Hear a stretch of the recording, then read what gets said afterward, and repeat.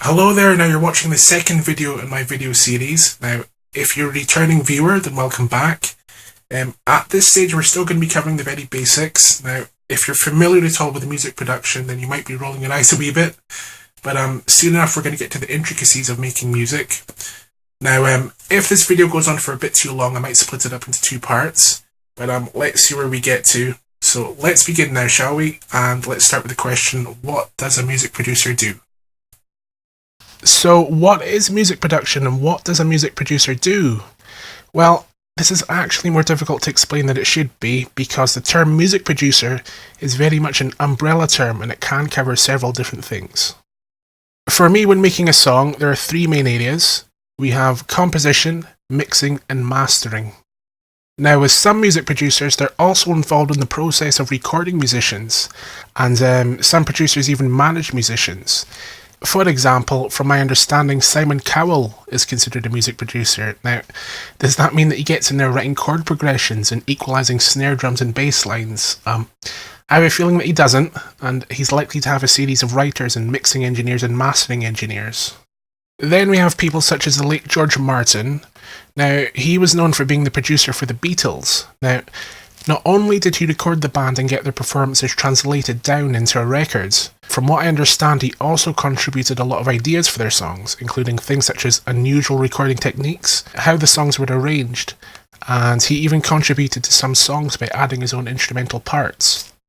Now, with modern day producers, what's become increasingly more common is making music under their own name, or a pseudonym.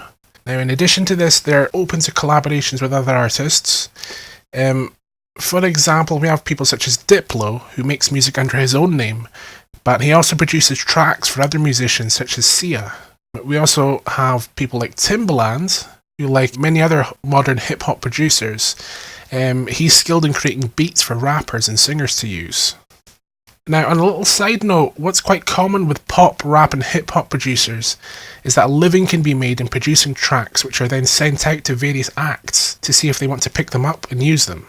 For example, we have Umbrella from Rihanna. Now, that was originally made by a production duo, and it was originally sent to Britney Spears and some other singers before ending up with her. We have like Gold Digger. Now, that was originally produced for another rapper before ending up with Kanye West. Another good example is Toxic from Britney Spears. Now, this was originally produced by a team for Kylie Minogue. Now, with the producers I've mentioned previously, they're all involved with the composition, mixing and mastering to various degrees. For example, the majority of the aforementioned producers will send their rough mixes to dedicated mixing and mastering engineers just to get that final bit of polish before it's distributed on CD and online.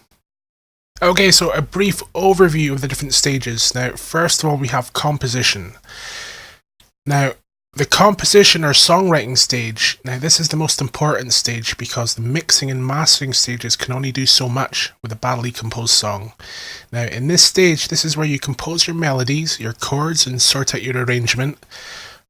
This stage will commonly cross over into the mixing stage a little bit because your composition can be dictated or influenced by the sounds that you choose to use. Composition is where an understanding of music theory comes into play. Now, if you're not familiar with music theory, it's the understanding that we have of how music works, but it's not an exact science. Sometimes you hear about musicians who have never studied theory, or you hear about musicians who have studied theory and then discarded those rules. Now, there is something to be said about that though, because having a set of what you believe are rules can make you second guess yourself during the creative process. Now, you might think, am I doing this right? Or can I go from that note to this note? That can essentially stop you creating, and I might elaborate on these aspects of creation in a later video. Saying that, I think it's important to learn and understand the basics of music theory, and then essentially just take what you want from it. Now, in wanting to learn music theory, there are many courses and resources that you can use. I learnt it mostly from books, and there are some which I would recommend. I started off making music with no knowledge of theory behind it, and understanding the basics has made me much better at composition.